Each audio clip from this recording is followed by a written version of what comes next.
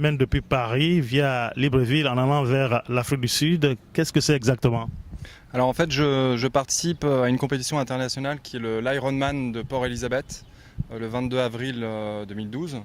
Et pour ça, je traverse l'Afrique de Paris, enfin en France, jusqu'à Port Elizabeth, donc en traversant une bonne quinzaine, même voire plus, de pays africains. Et je rencontre les différentes fédérations de sport, les comités olympiques, et je m'entraîne avec les athlètes locaux qui s'entraînent eux pour des compétitions nationales, par exemple comme la Tropicale en avril qui a lieu donc dans quelques mois pendant mon Ironman. Et donc l'Ironman est un enchaînement de trois sports. Donc on commence par la natation, on parcourt donc 3 km 8, puis s'enchaîne derrière le vélo où on fait 180 km, et enfin pour terminer un marathon, 42 km. Alors pour repartir sur la distance à parcourir, vous avez combien de distance à parcourir pour en arriver en Afrique du Sud?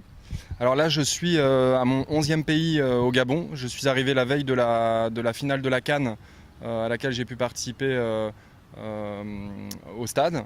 Et donc j'ai parcouru 11 000 km. Donc c'est déjà beaucoup de kilomètres et il m'en reste à peu près la moitié, enfin le 11 000 de nouveau pour aller jusqu'à l'Afrique du Sud. Alors vous le faites en véhicule, avec votre véhicule. Est-ce qu'il est assermenté ce véhicule? Vous n'avez pas de problème mécanique pour en arriver à votre fin?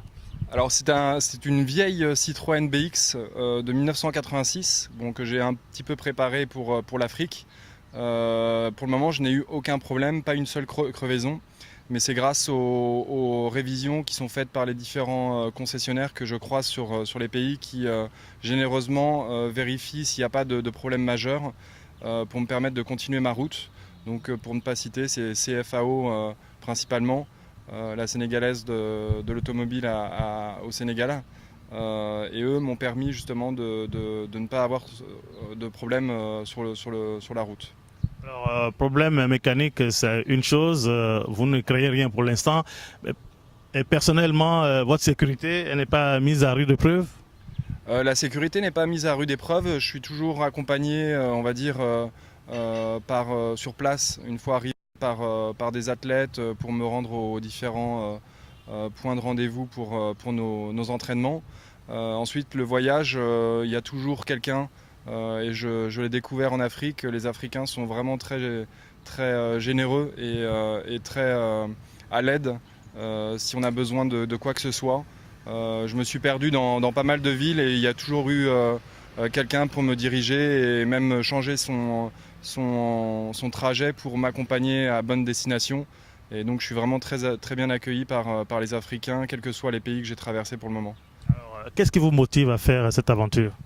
En fait, je fais tout ça pour une association caritative qui s'appelle Ironman for the Kids, qui est une association gérée par l'organisation de l'Ironman auquel je participe, et donc qui réunit 11 centres pour les enfants défavorisés, et donc des plus petits aux adolescents.